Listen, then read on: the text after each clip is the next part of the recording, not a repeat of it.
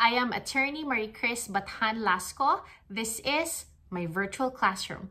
Welcome to my YouTube channel.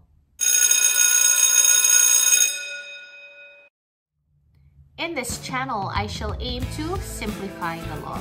I shall discuss concepts and principles of law in under 10 minutes. Hello again. In this video, I want to talk about the property rights of a partner in a partnership, and that is covered by Articles 1810 to 1814 of your Civil Code. Let's begin. Let's look at Article 1810 as it enumerates the property rights of a partner in a partnership. It says, the property rights of a partner are, number 1, his rights in specific partnership property. Number 2, his interest in the partnership. And number 3, his right to participate in the management.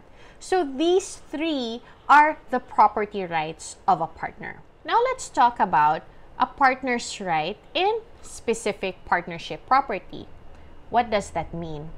It actually means that the partner is a co-owner of specific partnership property. In other words, that partner has an equal right of possession over specific partnership property. When we say specific, we are actually talking about a property that is tangible, such as a building or a car that is owned by the partnership. This means that if you're a partner in a partnership, then you are a co-owner of such and you have a right to use or possess such property.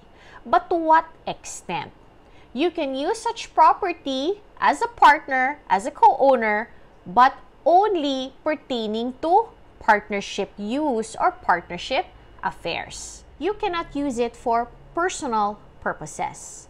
You have an equal right to specific partnership property, again pertaining to the use and possession of such, but only with respect to partnership purposes. In fact, if your other partners will exclude you from such use of partnership property and your use is for partnership purposes, you can even demand for a formal accounting from the partners in the partnership. When you look at Article 1811, it actually tells you the consequences of having this right as a partner. Again, what right? The right in specific partnership property. Let's talk about these consequences. So what are these consequences? The first is actually what we just mentioned earlier about your right in specific partnership property, which actually refers to your right to equally possess partnership property for partnership purposes. What is the second consequence? The second consequence is that such right in specific partnership property is not assignable to third persons. Why is it not assignable by a partner or partners, but not all partners of the partnership business, to a third person? It is not assignable because it may deprive the partnership of the use of such specific partnership property. Your Article 1811, however, gives an exception to the general rule on it not being susceptible to assignment. The exception is when all of the partners will assign their specific partnership property to this other person.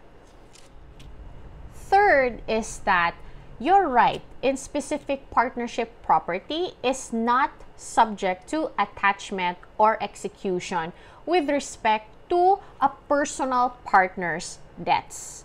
Your partnership property may be subject to attachment or execution only with respect to partnership debts. Because again, remember that your right in specific partnership property pertains only to the use and possession thereof with respect only to partnership purposes. You do not own specifically that property because it's the partnership that owns the property. Your right over specific partnership property, therefore, cannot be subject to attachment or execution for a personal debt. And lastly, Number 4 of Article 1811 tells you that your right in specific partnership property, if you are a partner in a partnership, is not subject to legal support, for the same reason that it is not subject to attachment or execution for personal debts of the partners. Another property right of a partner is his interest in the partnership business. What do we mean, or what do we refer to when we say this is the partner's interest in the partnership?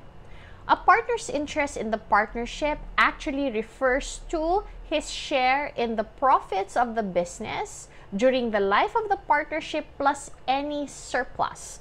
When we talk about surplus, then that is what remains in the partnership after its dissolution.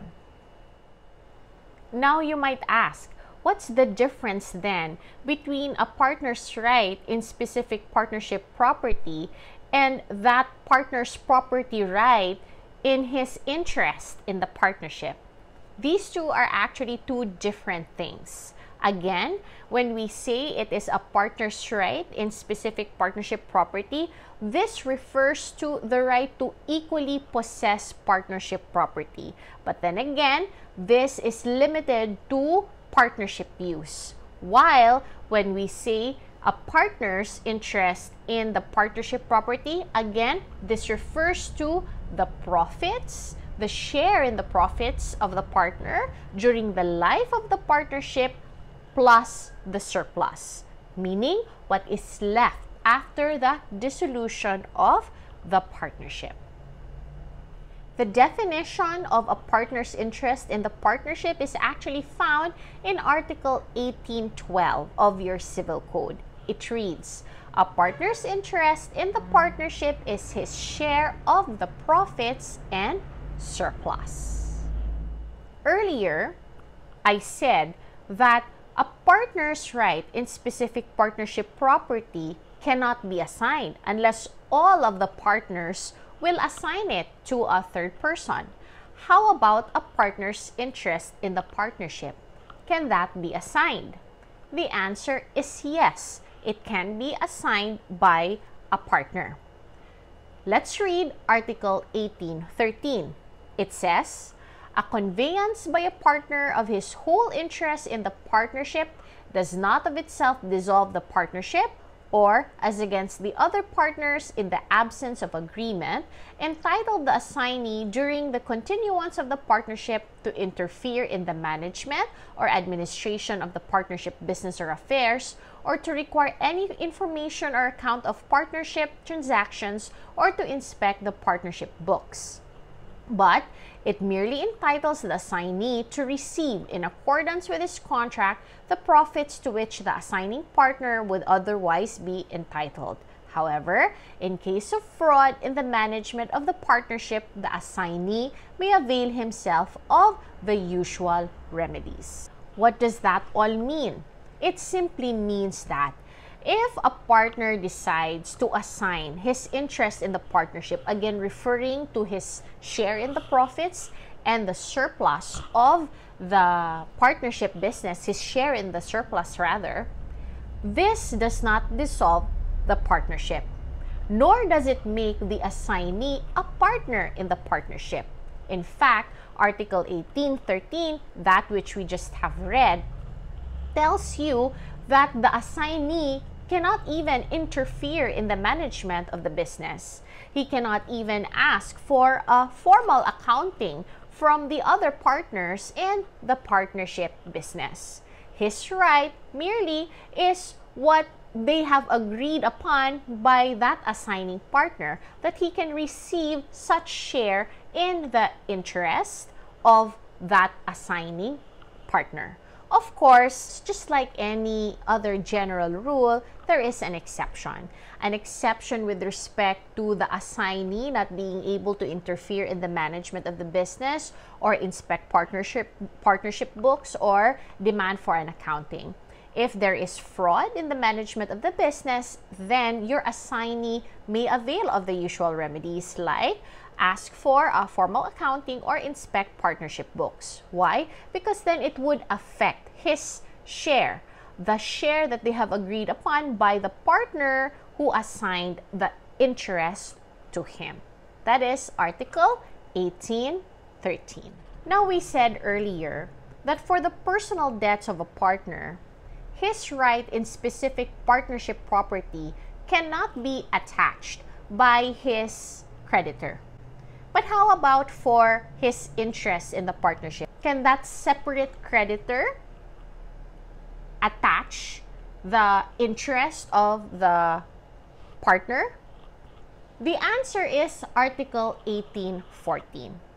Your Article 1814 will tell you that a separate judgment creditor of a partner can actually ask the court for a charging order. This is actually similar to a garnishment. What do we mean by a charging order that will be asked of by a judgment creditor from the court?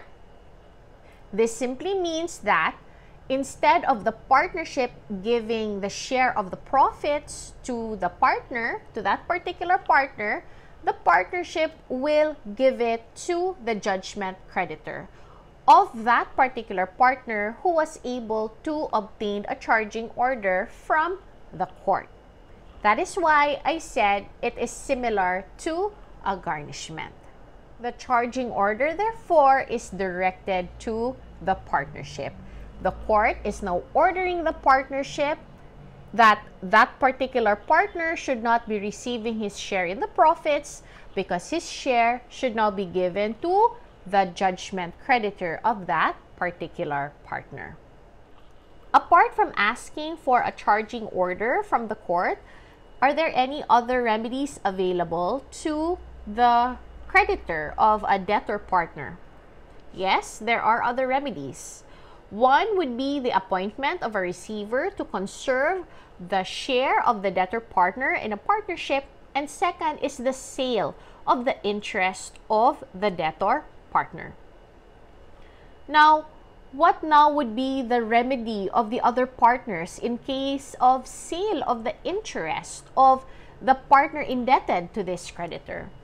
Your Article 1814 will also tell you that the other partners or the partnership can actually redeem the interest of that debtor partner that was sold. Of course, if another partner will redeem the interest of the debtor partner, does that mean that he now owns the interest of that debtor partner? The answer is no. He will merely hold it in trust for the debtor partner so that that debtor partner can get back his interest in the partnership. So that is it for this video. I hope you have learned a thing or two about property rights of a partner. Again, that is Article 1810 to 1814 of your Civil Code. Thank you for watching. I hope you learned something from this video. If you have, please click like, subscribe, and that notification bell so that you will be notified of new video uploads. Thank you for watching. See you next time in MBL Classroom.